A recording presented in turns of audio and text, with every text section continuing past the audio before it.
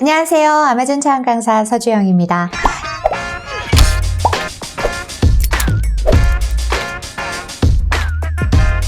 자, 아마존 셀러 여러분들, 아마존 창고에 쌓여있는 그런 재고들 혹은 고객이 반품을 했는데 그 상품을 더 이상 판매할 수 없는 상황인데 이걸 처분을 위해서 여러분들 그동안에 어떤 제도를 이용을 하셨습니까? 많은 분들께서 폐기 아니면 재고 이 두 가지를 이용을 하지 아니하셨을까라는 생각을 합니다. 그런데 사실은 아시는 분들도 많이 계시겠지만 이 두 가지 방법 외에 하나가 더 있어요. 그 다른 하나가 리퀴데이션이라고 하는 청산이라는 제도입니다. 그래서 오늘은 이 제도를 제가 좀 소개를 드릴까 합니다. 청산제도는 재고가 이제 아마존 창고에 너무 많이 들어가서 이제 초과가 됐거나 혹은 고객이 반품을 했는데 다시 아마존 창고에 들어갔는데 더 이상 판매를 할 수 없다거나 이런 것들을 제거하거나 처분하기 위해서 우리가 그동안에 이제 비용을 지불했잖아요. 근데 그거를 비용을 지불하는 대신에 이 청산을 이용을 하면 아마존과 거래를 하는 도매 청산업자들이 있어요. 풀세일 쪽에 리퀴데이터라고 해야 되나? 청산인들이 있어요. 이들과 아마존이 계약을 맺어져 있어요. 그래서 그들이 내 물건을 가지고 가서 팔아버리고 청산을 할 수 있도록 그렇게 하는 제도예요. 분명히 아시는 분들 계실 것 같다라는 생각은 합니다만, 자, 그래도 모르는 분들을 위해서, 자, 이 제도를 이용하면 원래 우리가 폐기를 하거나 제거를 하면 아마존에 수수료를 내야 되잖아요. 그런데 그 수수료를 내지 않고 비록 정말 아주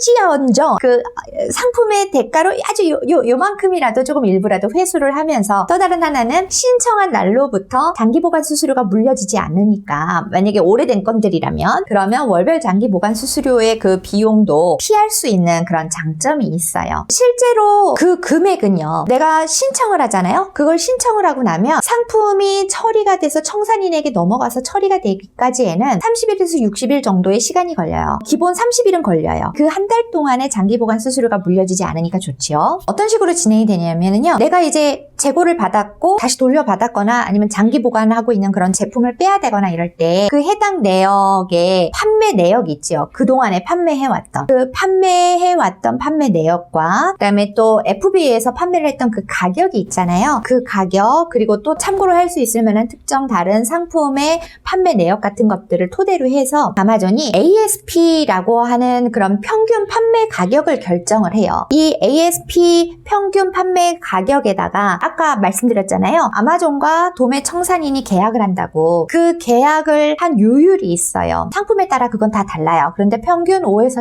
10% 선이에요. 그 요율을 곱하는 거예요. 그러고 나서 청산인이 이 상품을 구매를 하는 거예요. 그러면 청산인이 구매를 했으니까 돈을 아마존에 주겠죠? 그러면 아마존은 자기네들의 수수료를 떼고 난 다음에 나머지를 저희한테 주는 거예요. 그러니까 이 금액이 많지는 않아요. 그런 수수료를 내지 아니하고 단 1마리라도 조금이라도 내가 받을 수 있으니까 이게 더 낫지 않겠냐. 어차피 폐기를 할 거라면 혹은 어차피 제거를 할 거라면 조금이라도 돈을 돌려받을 수 있는 이 청산 제도를 이용을 하시는 게 좋겠다라고 말씀을 드리고 싶고요. 자, 이러한 좋은 점이 하나가 있고, 또 두 번째가 청산 주문을 이제 넣는 순간부터 해당 제품은 보관 수수료가 발생하지 않아요. 실제 주문을 넣어도 아마존 내에서 이게 처리가 되는 데까지는 30일 정도 시간이 걸리거든요. 그런데 거의 한 달이라는 기간 동안에 보관료가 들어가지 않으면서 나는 아마존 창고에다가 보관을 하고 있는 거니까 그나마 조금이라도 위로가 되지 않겠습니까? 소소한 장점이 되지 않을까 하는 생각이 들어요. 다만 주의하실 사항이 있습니다. 우리가 FBA 그 보면은 fulfillable이 있고 inbound, available, unfulfillable, reserved 막 이렇게 있잖아요. 이때 unfulfillable에 있는 재고를 개를 청산을 하려고 할 때는 조건이 있습니다. 모든 게 다 되는 게 아니라 고객에 의해서 손상이 된 경우, 혹은 운송업체에 의해서 손상이 된 경우, 혹은 유통업체에 의해서 손상이 된 경우에 한해서 청산을 진행을 하실 수 있지, 만약에 뭐 제품 자체에 결함이 있다거나 혹은 기간이 만료가 됐다거나 이런 것들은 청산의 대상이 되지 않아요. 요거는 기억을 좀 해주십시오. 자, 그러면 여러분들은 궁금하실 거예요. 또 뭐가? 돈, 수수료. 수수료가 얼마가 되나 궁금하실 텐데, 청산의 수수료는 두 가지 케이스가 있어요. 청산을 처리하는 수수료가 있고, 그 다음에 그 판매 수수료가 있어요.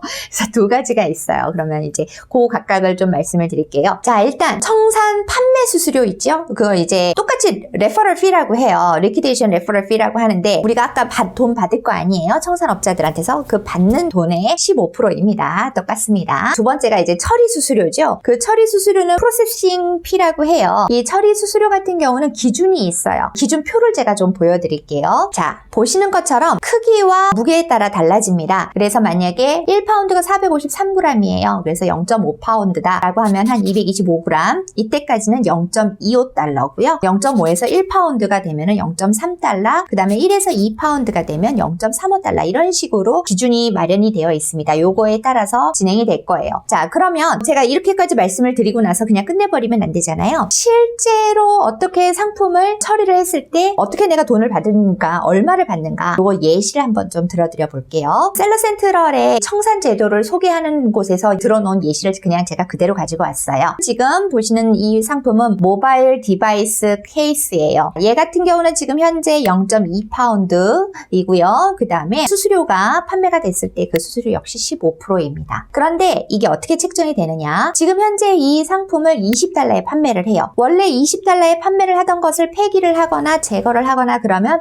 지금 현재로서는 0.32달러를 이렇게 내야겠죠? 그런데 그게 아니고 청산을 할 경우에는 20달러에서 이 요율이 있잖아요. 아마존과 청산업자들이 맺은 그 요율에 따라서 달라지는데 5에서 10% 사이라고 했죠. 지금 여기 모바일 디바이스 케이스 같은 경우는 계약되어 있는 그 요율이 7.5%라고 이렇게 예시를 해놨어요. 그러면 실제로 판매가 되면 받을 돈은 얼마냐? 20 곱하기 7.5%니까 0.075를 하면 되죠. 그러면 그 하나 판매가 되면 하나에 이제 1.5달러가 청산업자가 주는 거예요. 그런데 이 1.5에서 아마존의 수수료 두 가지가 나가는 거죠. 리퀴데이션 레퍼럴 피, 판매 수수료. 판매 수수료가 1.5달러 받는 거에 15%니까 1.5달러 곱하기 0.15 해가지고 0.23달러가 된 거고요. 프로세싱 피 있죠? 처리를 하는 그 수수료는 여기에서 이제 0.2파운드라고 했잖아요. 아까 제가 기준 보여드렸죠? 그 기준으로 다시 갈게요. 0.2파운드면 0에서 0.5파운드 사이에 들어가잖아요.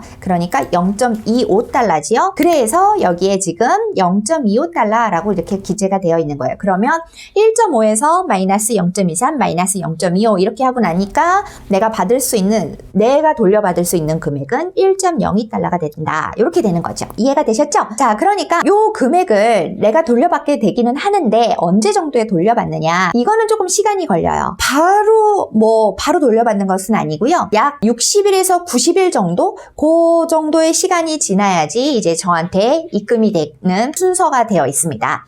자, 그러면 이렇게 알아두셨고 실제로 어떻게 진행을 하는가? 어디에서 그거를 진행을 하는가? 자, 그러면 실제 하는 방법도 보실게요. 자, 셀러센트럴에 들어왔습니다. 지금 예시로 하나 보여드리려고 하는 거는 어떤 거냐면 장기 보관이 되어 있는 상품을 이제 청산을 하려고 할 때 그때를 예를 들어서 설명을 드리도록 할게요. 셀러센트럴에서 인벤토리를 클릭을 합니다. 자, 여기에 5번째 메뉴에 인벤토리 플래닝이 있어요. 얘를 클릭을 하겠습니다. 상단에 매니지 인벤토리 헬스라고 보이시죠? 그러면서 액세스 앤 에이지드 인벤토리라고 있어요. 이 부분을 클릭을 하겠습니다. 그러면 여기 상단에 소팅을 하실 수가 있는데 인벤토리 에이지 부분을 한번 보세요. 여기 클릭을 하시면 365일 플러스 데이 있죠? 얘로 클릭을 해서 소팅을 하겠습니다. 그러면 지금 아마존 창고에서 1년이 넘어간 상품들의 종류와 수량이 보일 겁니다. 자, 그러면 만약에 이 상품을 청산을 하겠다라고 하면 우측에 클릭을 해보시면 여기에 크리에이트 리무벌 오더가 보여요. 자, 크리에이트 리무벌 오더 클릭을 하겠습니다. 그 다음에 제일 먼저 Choose Method of Removal이 나오죠? 여기에 세 가지가 있어요. 리퀴데이션이 있네요. 제일 위에 리퀴데이션을 선택을 하겠습니다.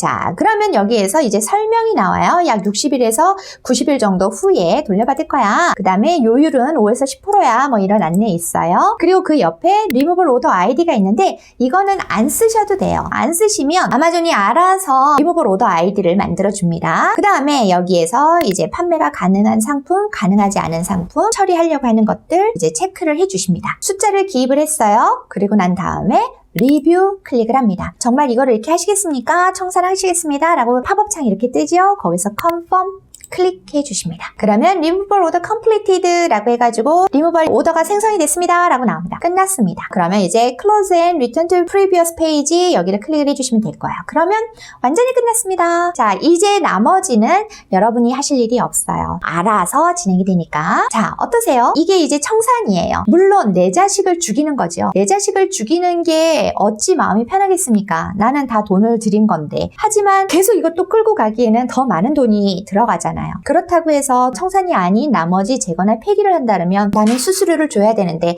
그나마 약간이라도 수수료를 주지 않냐고 내가 다시 돌려받을 수 있는 방법이 있으니 이것도 한번 고려를 해보시면 어떠실까 싶습니다. 자, 오늘 제가 준비한 내용은 여기까지예요. 이 청산제도도 사실은 청산을 안 하시면 가장 베스트이겠지만 내 물건을 창고에서 빼야 하는 그 시간이 될 때 이것도 한번 생각을 해봐 주시면 좋겠습니다. 다음에는 더 좋은 내용으로 또 여러분을 찾아뵙도록 하겠습니다. 수고하셨습니다.